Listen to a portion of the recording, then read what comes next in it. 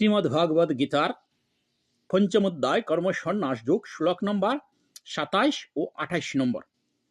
সংস্পৃশানকৃতব বহি মহর্ষচক্ষু সচৈবান্তরো ব্রভু প্রাণাপ্রাণু সম্মকৃতব নাশাভ্যন্তরো চারিণু যতেন্দ্রিয় মনোবুদ্ধি মণিমুক্ত পরায়ণ বিগতেশ্চা ভয় ক্রোধ যশোদা মুক্ত বশ।